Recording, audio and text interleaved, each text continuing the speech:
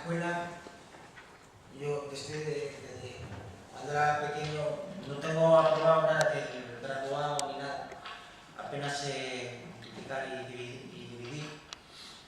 Bueno, sumo para. Entonces yo de niñez pues, siempre he estado con compañeros que también más o menos no eran buenos exactamente, gente con discapacidad, pero sí para aprender a sumar eso que no. Sí. Además tengo aprobado, pero no, lo que decía antes, lo del graduado, de escuela no lo tengo. Pero tú, por ejemplo, ¿te has sentido discriminado o te has sentido a gusto en la escuela? ¿Cómo te has sentido? Sí, siempre me he sentido a gusto. Cuando me empecé a sentir mal, que yo creo que tiene que ver un poco con la especie de la psiquiatra, yo con el octavo ya lo suspendí completamente porque tuve un compañero pues, que me discriminaba mucho, era como medio esclavo o algo así. Ahí tenemos que hablar, y es un tema preciosísimo que lo saques, del acoso escolar que está funcionando en la mayoría de las escuelas, ¿eh? Y es terrible. Y ahí pues estaba enfadado, pensaba él que sí, que sí, no. Entonces ya ahí cuando empecé con mis temas con las obsesiones y eso, y cuando salí del colegio con 16, 15 años, es cuando me empecé yo a sentir con depresión y muy cabizbajo. Entonces pues en una residencia de Francia que colaboraba yo como voluntario, pues que fuera al psiquiatra. Sí. Y el psiquiatra me miró, me valoró y el diagnóstico que tengo es el trastorno obsesivo compulsivo y un ligero retraso no cuantificable.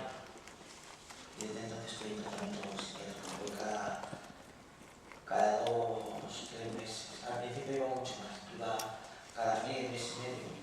Y eso. Ana, cuéntanos qué te hace feliz en la vida, ¿eh? ¿Sigues yendo vamos a decir, a un centro de formación? No, mira, yo al fallecer mi madre, hace ahora el 3 de mayo, 2 años, pues le dio un derrame cerebral y se la llevaron al hospital y los médicos me decían que se iba a morir antes de las 72 horas, pero claro que les parecía muy raro que no falleciera. Duró del 15 de abril, que fue cuando le dio, al 2 de mayo. No, pero yo, es una cosa, claro, suena raro que no, entre comillas, no me afecte mucho porque yo, hacía más o menos mi vida normal. Luego siempre he tenido apoyo, esa gente muy buena, pues que me ha ayudado y mucho. ¿Cómo te ayudó?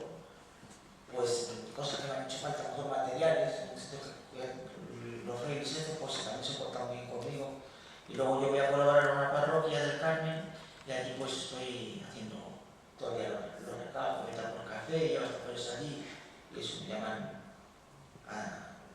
de forma de San Antonio y eso.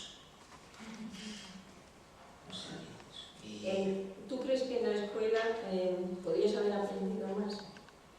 No lo sé. A lo mejor sí, bueno, yo daba a lo mejor un poco de mí, pero a veces claro, también como no daba más esto que lo deja, bueno. ¿Y ahora qué te gustaría hacer? Pues ahora, sí, que no te lo preguntar, al fallecer mi madre, yo me vivo solo porque mi tía no se podía hacer cargo de mí, no que no quisiera. Pues tuve que entrar por emergencia 2 días a una residencia y la primera que, como ponía en el informe, que era una enfermedad mental, pues entré en un CADP, que un CADP es una residencia para gravemente afectados psicológicamente, pero a mí no me afectó. Me puse, al igual que me iba a ver en la residencia, pues en este sitio. Lo que sí que el personal se volcó mucho conmigo, pues sí es verdad que tienes que tratar bien a la gente, sí, pero no de esa forma que te encariñes tanto que la gente aquí te lleva a su casa y siempre está con las personas del centro pues ahí conviviendo. Y luego entré en un centro ocupacional, que allí también se ha portado muy bien conmigo, pero vieron que tampoco eso era para mí. Me podían haber puesto en un que era piso tutelado, pero en vez de un piso tutelado buscaron a DISCI, que allí es una asociación que es para personas con discapacidad intelectual ligera que se desatienden puntos límites. Si es verdad que en los pisos tutelados te haces tú todo, pero claro, siempre hay un monitor que te supervisa. A ver si... Sí. Pero claro, lo que le dice a la Gilda, que a lo mejor si te sale algo malo, eso no tienes al monitor que está ahí al lado, que le consultas a ver qué te hace falta y qué no. Y entonces tienes que resolver tú solo el problema, no sé, es un problema tan un conflicto con un compañero grave que claro, que tendría que llamar. ¿Y ahora qué te gustaría? Pues ahora lo que pretende decirle a personas como nosotros, pues que están en el piso de entrenamiento y luego pues que ya saben ellos la... Que pasen al piso tutelado. No, el piso tutelado es que, vamos a ver, el piso tutelado es lo que te decía yo, que siempre hay un monitor, aunque te haces todo, que está contigo y te ayuda. Pero en la no es que te dejen solo, pero lo que te estaba contando antes es que te valga lo más como tú, Sí. lo más autónomo posible, que no dependas de nadie para nada. Qué bien. Y eso, y luego pues también he tenido la suerte, porque yo fui cuando me mandaron al CDP, que es el último vuelo con mi madre a San Martín de la Iglesia, conocí a una chica, me enamoré mucho de ella y la quiero mucho. Y entonces pues pienso en un futuro, pues que cuando yo lo que tengo un programa es, cuando se habla del piso de Adil, me iría a vivir con un compañero y luego pues yo solo y ya con el tipo a San Martín, y si yo quisiera pues con la chica esta, pero claro, para eso a los dos nos tienen que preparar mucho, porque si ya es una convivencia normal, difícil entre parejas normales de un noviazgo, es mucho más difícil con personas con cierta discapacidad intelectual. No, pero tú piensas Sí. que has hecho todo lo más posible por tu propio futuro, por labrarte el futuro. Pues, más o menos a veces, porque yo como antes hacía un poco, no es que hiciera cosas malas, pero como hacía un poco lo que quería, me levantaba más o menos cuando quería, ¿no? Nunca cocinaba ni en apenas caso, que si iba a colaborar a sitios, pues claro, a mi tía pues le suena chico, porque dice que es que a ti te tienen que estar en una silla que te hagan todo, y claro, no puede ser tampoco que te hagan todo, no, te tienes que valer por ti solo. Y ahora estás aprendiendo a valerte por ti solo. Claro, en el piso me cocino yo, bueno, también cocinamos, bueno, nos toca cada uno hacer las cosas. Sí. Yo cocino por las mañanas, A ver. yo cocino por las mañanas y ellos por la noche, porque como ellos trabajan, yo uno a las 3:30 y yo toca ser a las 4, son unas horas un poco tarde ya para cocinar, ya es cuando me dicen que está todo hecho.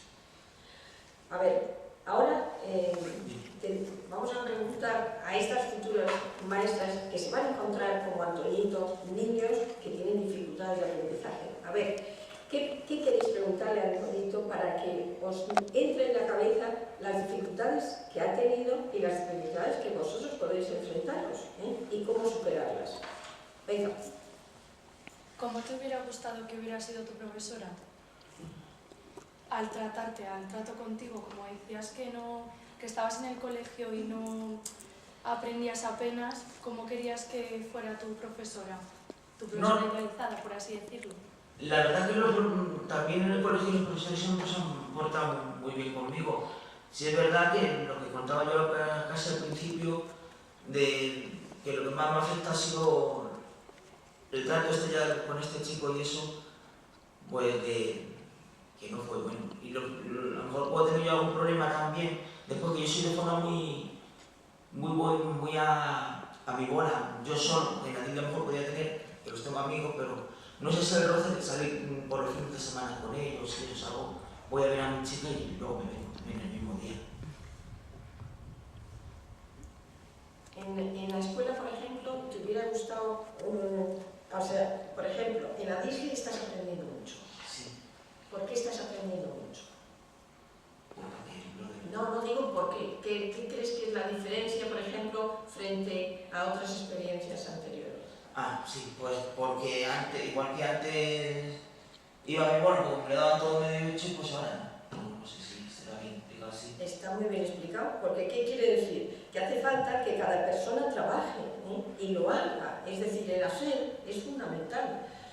Decía Ortega y Gasset que somos lo que hacemos, y claro, si tú empiezas a hacer muchas cosas y sabes cocinar, ¿te gusta cocinar? No, nunca he sabido cocinar, ¿Sabes? No, también como tengo así un poco de sesión, pues llamo a uno y a otro para que salga lo mejor posible. A ver, ¿qué se te organiza hacer? Pues el otro día he hecho lo primero que hice, me atrevo a una cosa que no... Por ejemplo. Que en la se aprende bastante también, los cursos de cocina, Eso sí, sí. pero que me he puesto yo cosas que todavía no se han dado. Por ejemplo, hacer una besame, para hacer esto que me salió bien, y una copia blanca a la oreja. Muy bien, muy bien. Hay tus compañeros que tienen mucha suerte en el piso.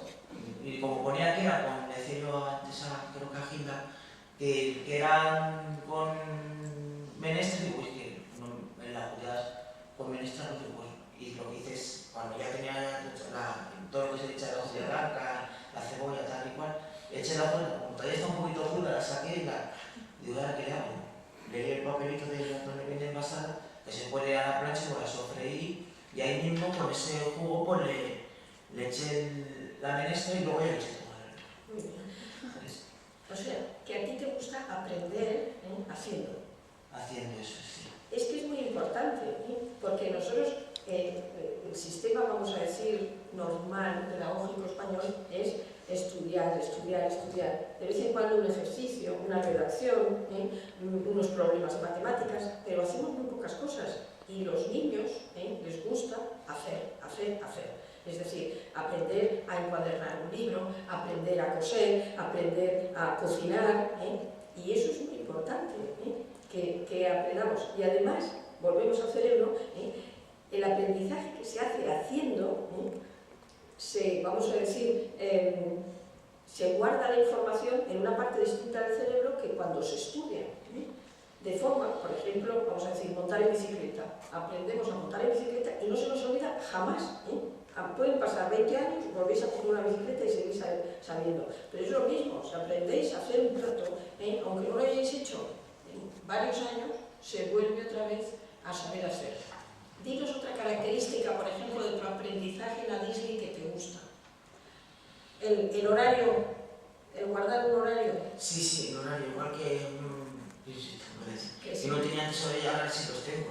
Claro. Me tienen, entre comillas, más malo porque, claro, tengo, como lo que decía lo que estudiar, una persona ahí que está encima, sí. Pues con tanta no hay nadie, podría estar perfectamente más en la cama o eso, y entonces pues sí, y ahora tengo mi cuarto pues como nunca. Y limpísimo. Limpísimo. Y ordenado. Y ordenado. ¿Ves? Pero nadie se lo hace, y eso es muy importante, porque estamos hablando de otra cosa que lo hablaremos pasado mañana, que son los límites en educación. Y es un tema, pero todo está unido, no podemos separar nada en educación. Y este concepto de decir, me levanto a una misma hora y cumplo un determinado horario, ¿a qué es importante para tu orden interno? ¿A que sí? Es que es muy bueno. Es decir, si hay que entrar a una hora, hay que entrar a una hora y obligar a los niños a unas pautas y esas pautas hablarlas con los padres, para que en casa también se cumplan. Y no, como Antonito dice, que no ir a tu bono, porque no, eso no puede ser. ¿Qué es lo que produce eso? Lo que ayer veíamos de lo que pasa en la adolescencia con el caos de todas las... cada una de las partes del cerebro funcionando en modo desarmónico total. Bueno, te decir un poquito a tu bola, pues, los fines me refiero. Los fines de semana te levantas a las 8, pues si a las 8:30 si no tienen que ir a la que para todo. No, eso no. Y a ver, ¿qué más te gusta del sistema de aprendizaje? Hemos dicho dos cosas muy importantes, el horario y el hacer las cosas. Otra cosa. ¿Cómo es, por ejemplo, el trato de los profesores contigo? ¿David? Sí. Pues muy bueno. Se interesa mucho por mí porque siempre me están pues, ofreciendo nuevas cosas, como esto de aquí o lo de la fotografía, y eso se las recuerdo mucho. Pero estamos hablando de otro aspecto fundamental, que es la innovación. No se puede repetir la misma forma todos los días, porque eso es muy aburrido. Ahora, venga, preguntad, ¿qué os parece? ¿Qué podemos preguntar a Tonito que nos pueda dar una lección? ¿En la escuela qué te habría gustado a ti aprender? ¿Qué te habría gustado que tus profesores te enseñaran? En la escuela de pequeño. Sí, de con 7 años. Con 7 años, la verdad que a lo mejor aprendí un poco más a lo que no sea multiplicar o a dividir o eso. Es un poco los dejo, sí, me defiendo bastante bien. Claro, pero ¿qué quiere decir? ¿Qué te habría gustado aprender con 7 años? Por ejemplo, jardinería. Es decir, se puede hacer muchas cosas a los niños. Hacer juguetes, por ejemplo. ¿Qué puedes enseñar a hacer? ¿O qué te habría gustado aprender? Pues en aquel momento creo que, como iba un poco así, lo que os decía, no me iba a no llega hasta ni la... Claro, pero es que no puedes a todo el mundo hacerle el mismo plan de estudios y decir que tienes que aprender a sumar, restar, multiplicar, dividir a los 7 años. Pues a lo mejor no. Pero sí se puede enseñar otras cosas y otra formación. ¿Para qué? Para hacer efectivamente una persona independiente y una persona feliz, lo cual es absolutamente fundamental. Sí que me bloqueo mucho, creo yo, cuando algo no me sale, pues que me pongo nervioso y me dicen que si no te sale, pues no te sale. Pues no te sale. Pero estás hablando de otra cosa fundamental, que es aceptar los propios errores o las propias dificultades. Y eso los profesores lo tienen que aprender. No solamente ejercitar en su propia tarea, sino también con los alumnos. No pasa nada. Me he equivocado, o te has equivocado. Bueno, pues mañana lo harás mejor. Claro, lo que me dice. Ah, que sí. Y es, lo que me bloquea también mucho, me enfado conmigo mismo, pues es con el tipo de inteligencia que tengo, que a lo mejor que me gustaría saber más y me enfado conmigo mismo. Y habiendo lo que decía yo, habiendo gente, la verdad es que yo siempre he tenido muchísima suerte, siempre he dado con gente buena, y cuando a lo mejor algo no se me ve, por ejemplo, un poco decaído, y tal igual habiendo gente que está en situaciones muy malas. Efectivamente. Y serias, claro. Y eso es otro punto de vista maravilloso. Es decir, también hay que ver las dificultades. ¿Has adquirido más confianza en ti mismo desde que estás en ADISLI? Sí. ¿Por qué? A ver. Pues también son muchos los apoyos que tengo ahí y los ánimos que me dan. ¿Y tienes más amigos? ¿Tienes más amigos ahora que antes? Algunos más, pero claro, lo malo que lo que tengo yo, lo que decía, que como soy así, la